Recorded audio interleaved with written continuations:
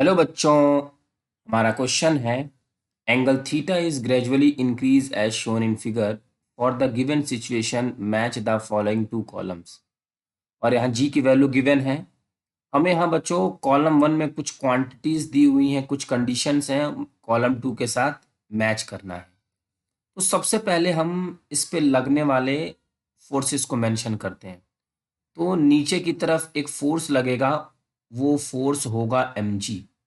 उसका इस तरफ कंपोनेंट ड्रॉ किया जाएगा mg कॉस थीटा, और इस तरफ आ जाएगा mg साइन थीटा, और ये होगा बच्चों नॉर्मल फोर्स। और अगर ये ब्लॉक नीचे की तरफ जा रहा होगा तो ऊपर की तरफ फ्रिक्शनल फोर्स लगेगा।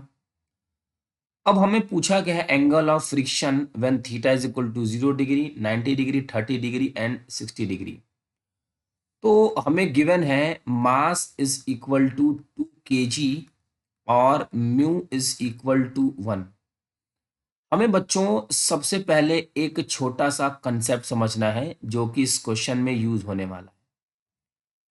जैसे मान लीजिए कि हमारे पास एक ब्लॉक है और उस ब्लॉक का कुछ मास होगा m। हमने यहां से फोर्स लगाया F is equal to 10 Newton, और ये ब्लॉक हमारा 10 न्यूटन के फोर्स से मूव नहीं करता है। इसका मतलब ये है कि फ्रिक्शनल फोर्स पीछे की तरफ एटलीस्ट 10 न्यूटन होगा। फिर हमने फोर्स लगाया F is equal to 20 Newton, और ये ब्लॉक अब भी बच्चों मूव नहीं कर रहा है। इसका मतलब ये है कि फ्रिक्शनल फोर्स 20 न्यूटन एटलीस्ट होगा।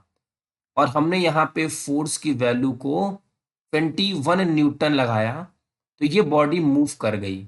इसका मतलब ये है कि इस ब्लॉक और ग्राउंड के बीच में जो फ्रिक्शनल फोर्स है उसकी जो मैक्सिमम लिमिट है, जिसे हम लोग लिमिटिंग वैल्यू ऑफ फ्रिक्शन कहते हैं, वो कितनी है?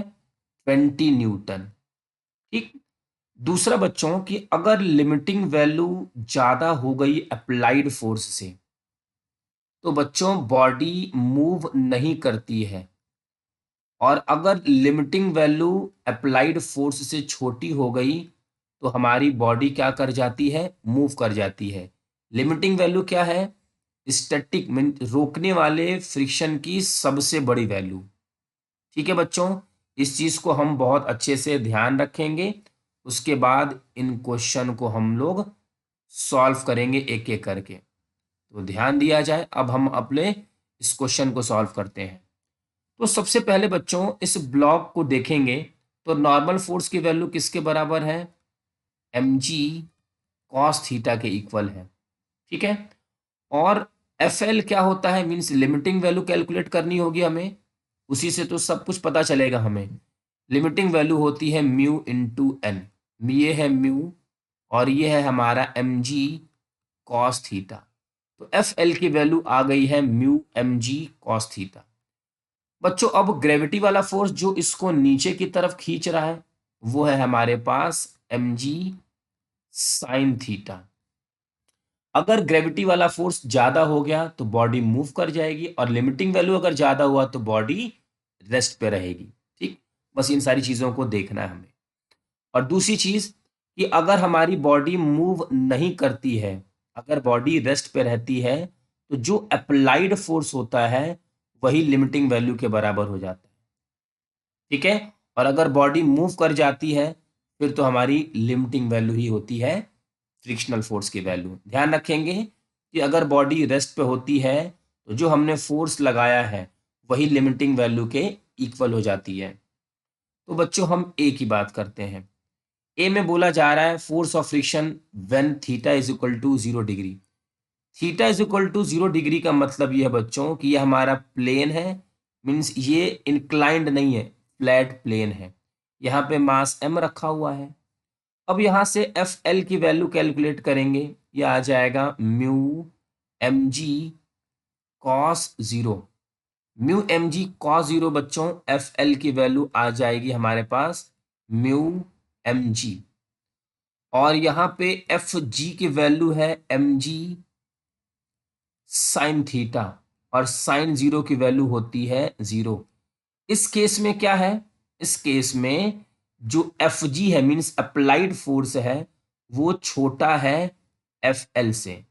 तो बॉडी क्या होगी, रेस्ट पे रहेगी, बॉडी रेस्ट पे रहेगी। और बच्चों जब बॉडी रेस्ट पे रहती है तो अप्लाइड फोर्स ही लिमिटिंग वैल्यू होता है। मीन्स यहाँ पे force of friction, force of friction वो हमारा किसके इक्वल हो जाएगा, जीरो के इक्वल हो जाएगा, क्योंकि वो एफ जी के इक्वल होगा और एफ जी कितना है, जीरो। चलिए सेकेंड ऑप्शन देखा जाए। सेकेंड ऑप्शन है force of friction when theta is 90 degree.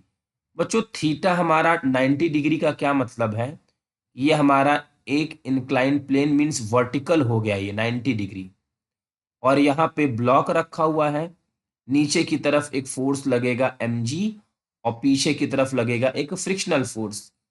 तो इसकी लिमिटिंग वैल्यू कितनी होगी, म्यू mg कॉस 90 डिग्री, और कॉस 90 बच्चों होता है जीरो। मीन्स लिमिटिंग वैल्यू क्या होगी, जीरो। और एफ जी की वैल्यू हमारी क्या है, एफ जी की वैल्यू हमारे पास है एम जी साइन 90, और ये आ जाएगा F G is equal to mass की वैल्यू है 2, जी की वैल्यू है 10 मीन्स 20 न्यूटन। तो बच्चों यहाँ पे फ्रिक्शनल फोर्स कितना लग रहा है, यहाँ पे फ्रिक्शनल फोर्स जीरो लग रहा है, क्योंकि पीछे फ्रिक्शनल फोर्स कुछ लग ही नहीं रहा है। तो यहाँ पे फ्रिक्शनल फोर्स की वैल्यू हो जाएगी जीरो।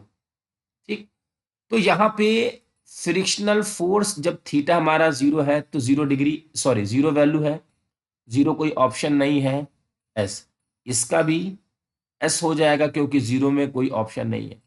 मीन्स बच्चों ये ऑप्शन नहीं होगा, ये हमारा करेक्ट ऑप्शन, क्योंकि दोनों में एस एस। सी की बात करते हैं। सी में force of friction when theta is equal to 30 degree, ये है बच्चों 30 डिग्री के लिए। एफ एल की वैल्यू है mu M G cos 30 degree, है ना। म्यू की वैल्यू है 1, एम की वैल्यू 2 इंटू 10 मीन्स ये हो जाएगा 20, और कॉस 30 होता है √3/2, और ये होगा 10√3। और एफ जी की बच्चों वैल्यू है एम जी साइन 30, ये हो जाएगा 20/2 मीन्स 10 न्यूटन। यहाँ पे बच्चों एफ एल बड़ा है एफ जी से, लिमिटिंग वैल्यू बड़ी है, मीन्स ये ब्लॉक क्या होगा, रेस्ट पे होगा। लिमिटिंग वैल्यू मीन्स रोकने वाली फोर्स बड़ी है, और रोकने वाली फोर्स अगर बड़ी है बच्चों तो फ्रिक्शनल फोर्स कितना होता है, जितना छोटा वाला फोर्स होता है। तो यहाँ पे फ्रिक्शनल फोर्स की वैल्यू आ जाएगी 10 न्यूटन, तो ये हमारा हो जाएगा P।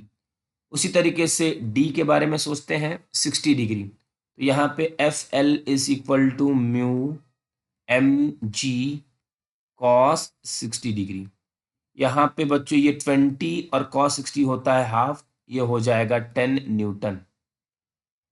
और यहाँ से एफ जी की बच्चों वैल्यू आएगी एम जी साइन 60, और ये हो जाएगा 20√3/2, 10√3। यहाँ से बच्चों जो अप्लाइड फोर्स है वो बड़ा है लिमिटिंग वैल्यू से। तो फ्रिक्शनल फोर्स कितना होता है, लिमिटिंग वैल्यू मैक्सिमम वैल्यू होती है फ्रिक्शनल फोर्स की, और ये हो जाएगा 10 न्यूटन।